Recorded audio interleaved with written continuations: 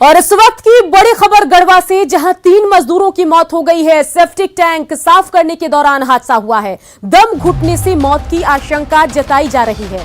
सदर थाना क्षेत्र के कचहरी रोड की घटना है। तो टंकी साफ करने के दौरान हादसा हुआ है। 3 मजदूरों की मौत हो गई है और दम घुटने से इनकी मौत हुई है, ऐसी आशंका जताई जा रही है। सदर थाना क्षेत्र के कचहरी रोड की घटना आपको बता रहे हैं। तो गढ़वा में 3 मजदूरों की मौत की खबर आ रही है। तस्वीरें भी देखिए।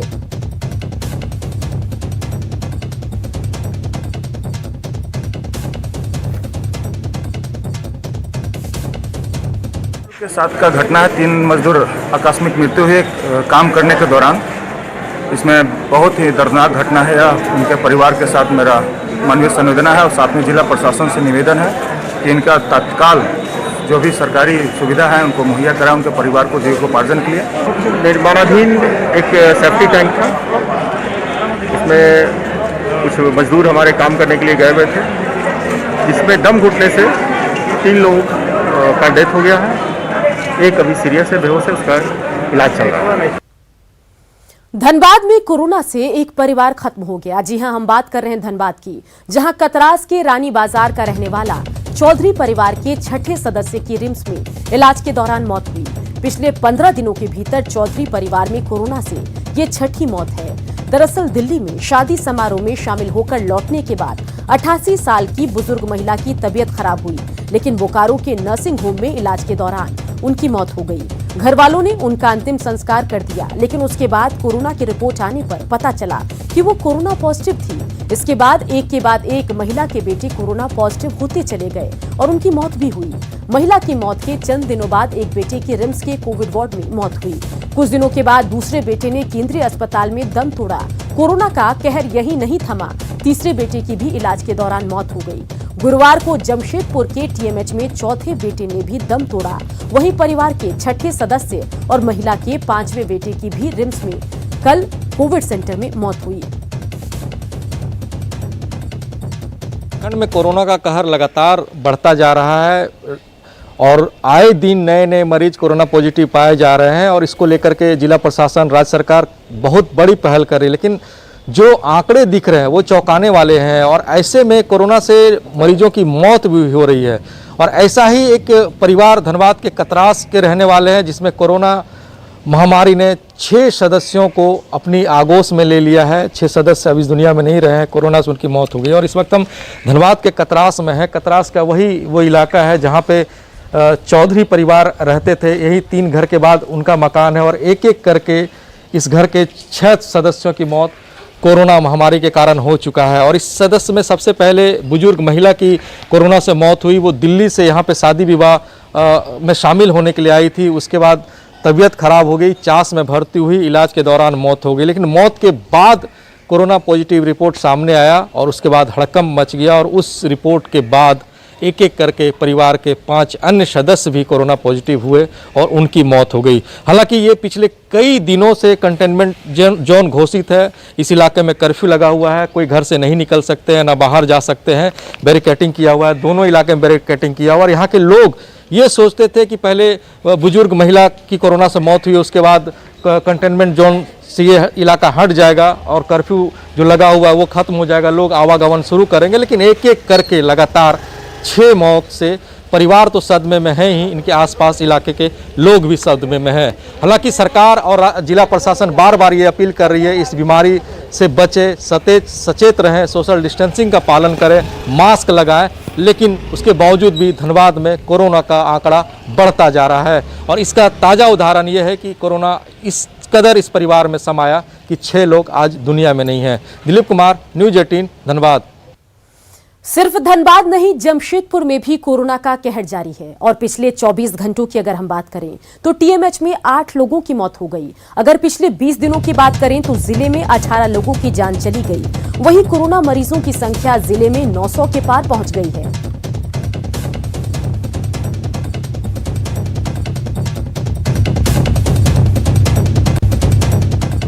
झारखंड राज्य के पूर्वी सिंहभूम में लगातार कोरोना अपना कहर ढा रहा है और मैं नज़ारा दिखाना चाहूँगा। मैं अभी जमशेदपुर के टीएमएच अस्पताल में हूँ, जहाँ टीएमएच अस्पताल में कोविड वार्ड बनाया गया था।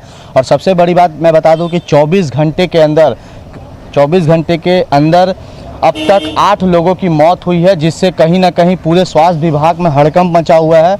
और सबसे बड़ी बात ये है कि आपको बता दूं कि आज जो सुबह 2 लोगों की मौत हुई है, उसमें एक 10 साल का बच्चा भी शामिल है। कहीं ना कहीं अब तक जो मौतें हो रही थी वो 50 से 60 साल 70 साल के बीच लोगों की कोरोना मरीज जो पॉजिटिव थे उनकी मौत हो रही थी। मगर आज जो है और कल देर रात एक 35 साल के उम्र लड़के की मौत हुई और आज सुबह 10 साल के बच्चे की मौत हुई। टोटल आंकड़ा बता दूं तो अब तक 15 से 20 दिनों के भीतर पूर्वी सिंहभूम में 18 लोगों की मौत हुई है कोरोना से लेकर, जिसको लेकर पूरे स्वास्थ्य विभाग में हड़कंप है। और लगातार जो है कोरोना पॉजिटिव मामले जो है वो बढ़ते जा रहे हैं। लगातार कभी 50 कभी 40 रोजाना जो मामले आ रहे हैं सामने, उससे पूरे शहर में भी लोगों में भी हड़कंप मचा हुआ है। बावजूद जो लोग हैं, कई लोग लापरवाही भी कर रहे हैं। न्यूज़ 18 के लिए जमशेदपुर से आशीष कुमार तिवारी।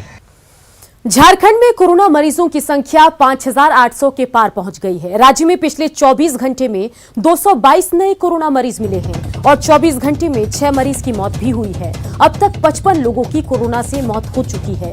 राज्य में 24 घंटे में 117 कोरोना मरीज ठीक भी हुए हैं। राज्य में कोरोना के 2,931 एक्टिव केस चल रहे हैं।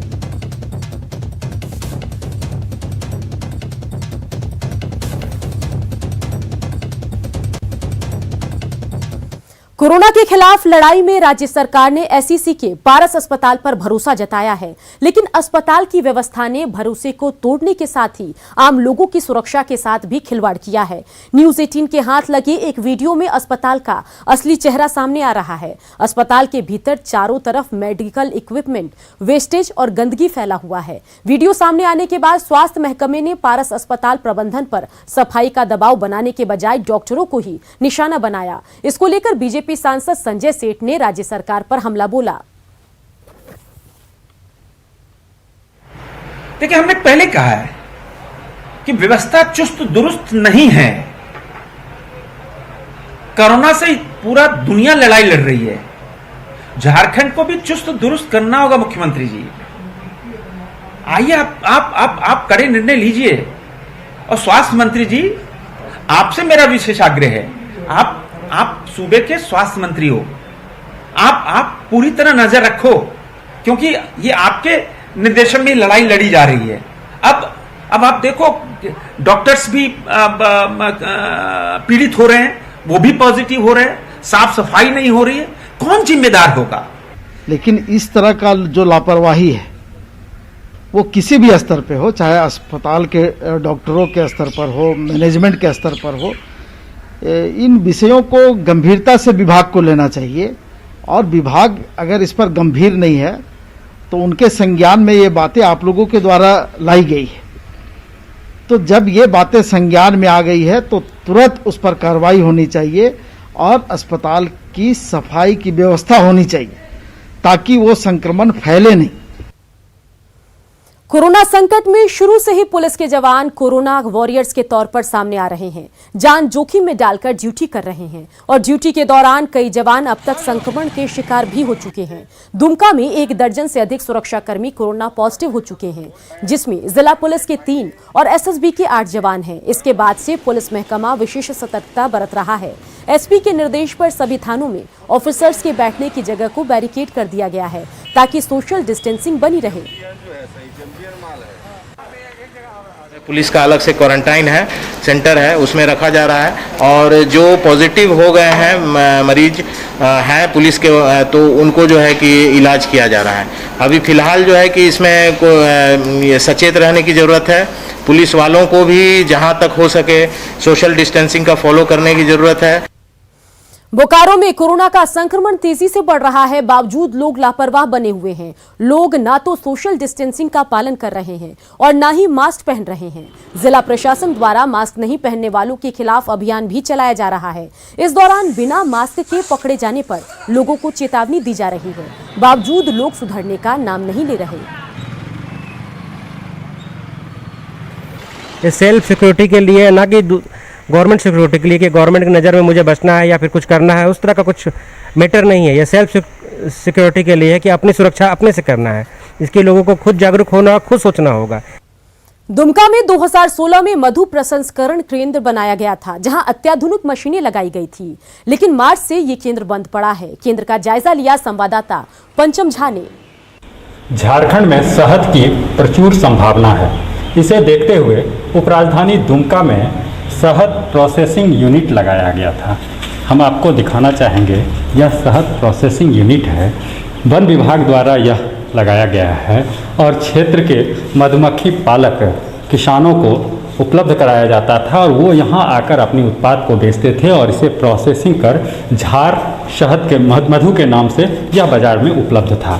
2016 से पिछले वर्ष इस वर्ष मार्च तक यहाँ उत्पादन होता रहा, लेकिन वर्तमान समय में यह बंद पड़ा हुआ है। इधर मैंने 2 महीना से बंद हो गया है। अब लॉकडाउन के चलते बंद हो, चाहे और कोई तकनीकी इसमें कुछ हो, मशीन तो मेरा अवेलेबल है अभी। कोरोना का साइड इफेक्ट कहें या तकनीकी कारण, वजह जो भी रही हो, लेकिन अगर इस प्रोसेसिंग यूनिट को फिर से चालू कर दिया जाए तो न केवल कई लोगों को रोजगार मिलेगा, बल्कि दुमका वासियों को शुद्ध शहद भी मिल पाएगा। पंचम कुमार झा, न्यूज़ 18 दुमका। लोहरदगा के कुडू प्रखंड में करोड़ों की लागत से बना कृषि फार्म सफेद हाथी साबित हो रहा है और असामाजिक तत्वों का अड्डा बना हुआ है, लेकिन इसकी सुध लेने वाला कोई नहीं।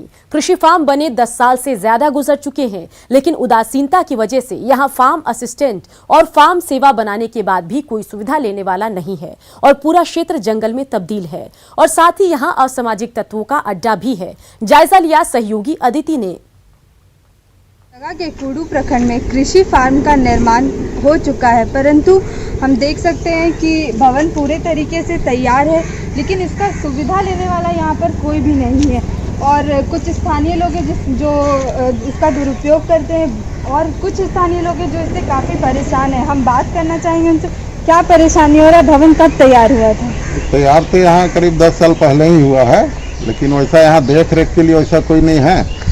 1990 तक यहाँ स्थिति बहुत अच्छा था, उसके बाद से यहाँ स्थिति खराब हो गया है और इसके अंदर में मतलब जुआ होते रहता है और भी असामाजिक तत्वों का अड्डा रहता है यहाँ पर। और इसके सामने पूरा अतिक्रमण किया हुआ है, जैसे गोबर उबर फेंका जाता है या लोग अतिक्रमण करके कुछ दुकान करते हैं। उससे अच्छा है कि सामने अगर दुकान निकाल दिया जाए तो उससे सरकार को कुछ राजस्व की प्राप्ति भी होगी और लोगों को रोजगार के लिए सोचना नहीं पड़ेगा। आज के डेट में हम लोग इस फॉर्म से परेशानी नहीं है। ये फॉर्म जो है एक असामाजिक तत्वों का अड्डा बन चुका है, जिसकी वजह से ये फॉर्म हम लोग के लिए समस्या बन गया। असामाजिक तत्वों का उपयोग हो रहा है, जिससे स्थानीय लोग काफी परेशान हैं। लोहरदगा से न्यूज़ 18 के लिए अदिति सिन्हा। साहेबगंज में गंगा का जलस्तर बढ़ने से दियारा इलाके में लोगों की परेशानी भी बढ़ गई है, क्योंकि लोगों के पास आने जाने का एकमात्र साधन नाव है, लेकिन नाविकों को पिछले साल की बाढ़ की राशि का भुगतान नहीं हुआ, जिसकी वजह से वे प्रशासन के लिए इस बार नाव चलाने को तैयार नहीं है और इसका खामियाजा दियारा इलाके के लोगों को भुगतना पड़ रहा है। सदर प्रखंड मुख्यालय आने और जाने के लिए नाव की कमी की वजह से लोगों को घंटों इंतजार करना पड़ता है। जायजा लिया सहयोगी निशांत कुमार ने। और बढ़ गई हैं ये दियारा का जलस्तर लगातार बढ़ता चला जा रहा है। आप देखें दियारा का जो इलाका है वो यहाँ पे जो नाव की स्थिति है, वो नाव में बैठकर लोग जो है वो घरों की ओर जा रहे हैं और अब ये नज़ारा देखिए कि लोग नाव की कमी की वजह से नाव खुलने का इंतजार कर रहे हैं। ये नावों की संख्या कम होने के कारण दियारा वासियों की परेशानियाँ और बढ़ गई हैं। ये दियारा का इलाका है, गंगा का विशाल रौद्र रूप आप देख सकते हैं कि जिस तरीके से गंगा का जलस्तर लगातार बढ़ता चला जा रहा है, उससे दियारा के लोगों की परेशानियाँ लगातार बढ़ रही हैं और ख़ास तौर पे नावों की कमी होने से दियारा वासियों को खासा परेशानी हो रही है। कि आप देखें किस तरीके से लोग नाव में बैठकर लोग इंतजार कर रहे हैं। हालांकि जिला प्रशासन का हर प्रकार के बाढ़ की तैयारियों का दावा है, लेकिन ये दावा किस रूप में सच सामने होता है इसके लिए इंतजार करना होगा। निशान, न्यूज़ 18 साहेबगंज। पलामू में कोयल नदी पर बना पुल हादसे को दावत दे रहा है, फिर भी लोग खतरे को नजरअंदाज कर चलने को विवश हैं। मोहम्मदगंज प्रखंड के पंसा गांव में कोयल नदी पर 2 साल पहले ये पुल बनकर तैयार हुआ। पुल पर यातायात भी चालू है, लेकिन पुल के एक हिस्से में बड़े बड़े गड्ढे हो गए हैं, जिससे हर वक्त किसी हादसे का खतरा बना रहता है। लेकिन प्रशासन और विभाग ने अभी तक इसकी सुध नहीं ली। पलामू और गढ़वा से गुजरने वाले इस पुल से उत्तर प्रदेश और छत्तीसगढ़ के भी लोग आवाजाही करते हैं।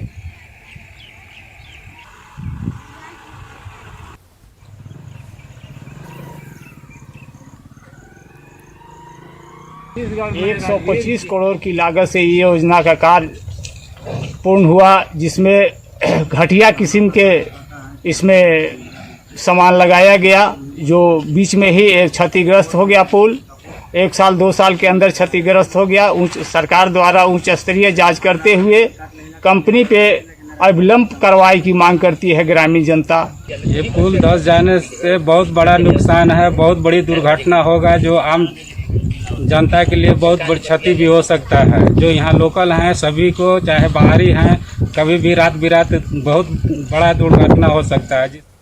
कोरोना संकट से निपटने के लिए लॉकडाउन के दौरान वायु प्रदूषण कम हुआ, नदी नाले साफ हुए, लेकिन गुमला जिला मुख्यालय से होकर जशपुर रोड में बहने वाली नदी आज भी पूरी तरह दूषित है। इस नदी की सफाई के नाम पर कई बार सरकारी खर्च भी हुए, नदी की सूरत नहीं बदली। जायजा लिया संवाददाता सुशील कुमार ने। आपको दिखा रहे हैं हम गुमला जिला मुख्यालय में एक नदी की तस्वीर, जो काफ़ी स्वच्छ हुआ करती थी ये नदी, और ये नदी गुमला जिला मुख्यालय के बीच में है। लेकिन इस तस्वीर को देखकर आप समझ सकते हैं कि प्रशासन कितना लापरवाह है। इन नदियों को लेकर प्रशासनिक जो लापरवाही है वो स्पष्ट देखने को मिल रही है। नदी में जलस्तर तो बढ़ा है, लेकिन जो आसपास में गंदगी है उसकी सफाई नहीं होने के कारण इस नदी को पूरी तरह से बेकार हम मान सकते हैं। और ना ही इस नदी का जो पानी है वो इतना दूषित हो चुका है, इतना जहरीला हो चुका है कि इस नदी के पानी को मवेशी तक इसका उपयोग नहीं करते हैं। ऐसे में स्पष्ट है कि प्रकृति ने जहाँ पर रिसोर्स को सही सलामत करने का जो एक तरह से पहल किया था, उसमें प्रशासनिक उदासीनता, प्रशासनिक लापरवाही ने कहीं ना कहीं उसको बाधित करने का काम किया है।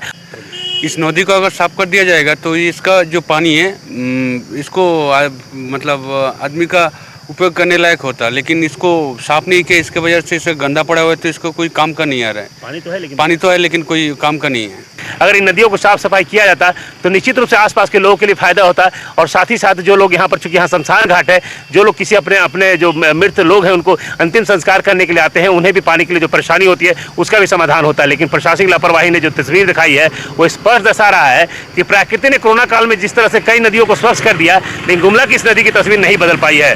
न्यूज़ 18 के लिए गुमला से सुशील कुमार। खबरें अभी और भी है, बने रहिए, जल्द लौटेंगे।